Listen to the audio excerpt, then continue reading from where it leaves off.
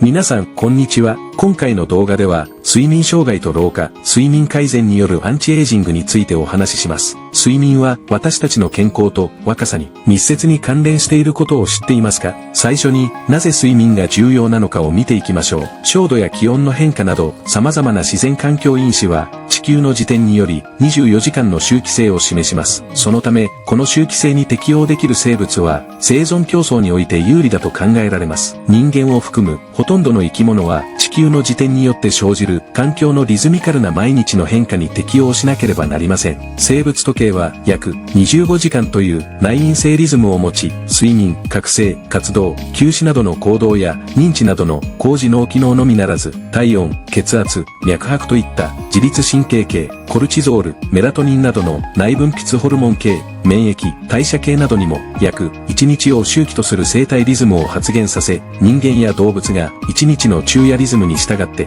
効率よく、しかも快適に生活できるように調節する働きをしています。様々な生体機能は夜と昼の環境に応じて変化するとともに、このような昼夜の環境が消失した条件でも固有の周期性を持って活動しています。実際、ほとんどの生物は約24時間周期の体内時計である外日時計を獲得しています。哺乳類では、視床下部の思考作上核が外日リズム中枢として全身の外日時計を同期させ、個体機能のリズムを制御しています。外日リズムは進化的に保存された時間管理システムであり、睡眠、覚醒サイクル、接触、絶食サイクル、活動、休憩サイクルなどの様々なプロセスで構成され、全身の向上性のために全ての器官の行動と生理機能を調整します。この外日リズムと免疫との関係性を見てみましょう。睡眠中、私たちの体は修復や再生のプロセスに入ります。このプロセスが十分に行われないと細胞の老化が進み、免疫機能が低下します。外日リズムの急激な乱れは一時的な不快感を引き起こす可能性がありますが、長期にわたる不規則な外日リズムは生体の機能不全を引き起こし、従って多くの病気、特に癌のリスクを高めます。睡眠の不足は老化のプロセスを加速させる可能性があります。人の睡眠はレム睡眠とノンレム睡眠という質的に異なる2つの睡眠段階に分類されます。ノンレム睡眠は睡眠の深さによってさらにステージ N1 から N3 の3段階に分けられます。ステージ N3 は徐波睡眠とも呼ばれます。このような睡眠と覚醒に関する2つのメカニズム、すなわち睡眠の質に関連する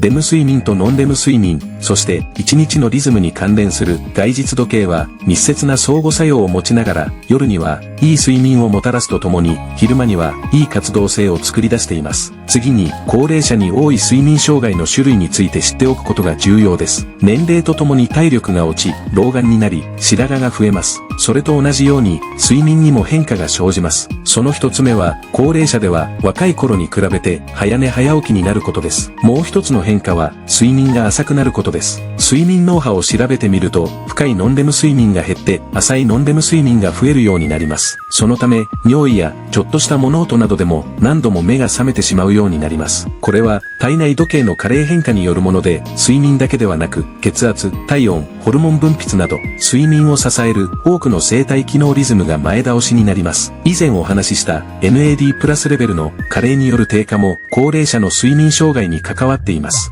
高齢者では退職、死別、独居などの心理的なストレスに加えて日常生活、心や体の病気、その治療薬の副作用などによって睡眠障害が起こり、様々な疾患にかかりやすくなります。また近年、脳内の老廃物を排泄する脳のクリアランスシステムが提唱されています。このグリンパティックシステムの活動は睡眠中、特にノンレム睡眠中と考えられており、睡眠が障害されると脳脊髄中のアミロイド β やタウタンパク質の濃度が上昇してしまいます。睡眠の質を向上させ、老化の進行を遅らせるためにはどうすればいいのでしょうか。インスリン抵抗性や夜間の食事、高脂肪食、不規則な食事や生活習慣、交代制勤務や起床時間の遅れなどが外日リズムを変化させます。したがって睡眠を改善し、外日リズムを戻すには規則正しい生活習慣や食事など実践的な取り組みが必要になります。運動、時間制限食、睡眠は外日リズムに影響を与えますので、これらを取り入れることで中枢時計と末梢時計の再同期を助けます。外日リズムを回復させ、老化に伴う変化を抑えることができます。中でも時間制限食は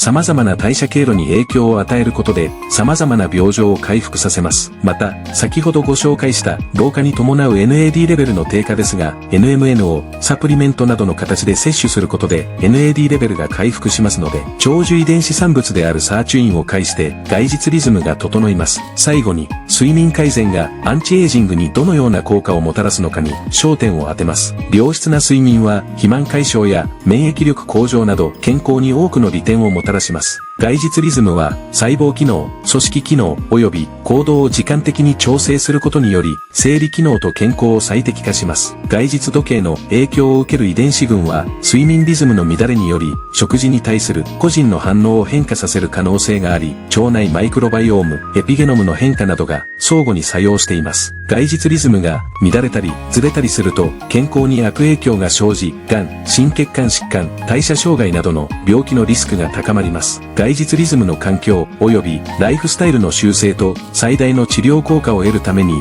カロリー制限模倣薬の投与時間を意図的に最適化する時間療法について議論されるようになりました。外実医学の新時代に向けた協調的な取り組みが進められています。結論として、いい睡眠習慣や食事療法が外実リズムを整え、アンチエイジングに貢献することが分かりました。ぜひ、日常生活に取り入れてみてください。いかがでしたか？睡眠と老化の関係、睡眠改善の方法について、詳しくご紹介しました。いい睡眠は私たちの未来を健康で輝かせる鍵となります。今後も健康的な生活を送るために、ぜひこの情報を活用してくださいね。お見逃しなく、また次回の動画でお会いしましょう。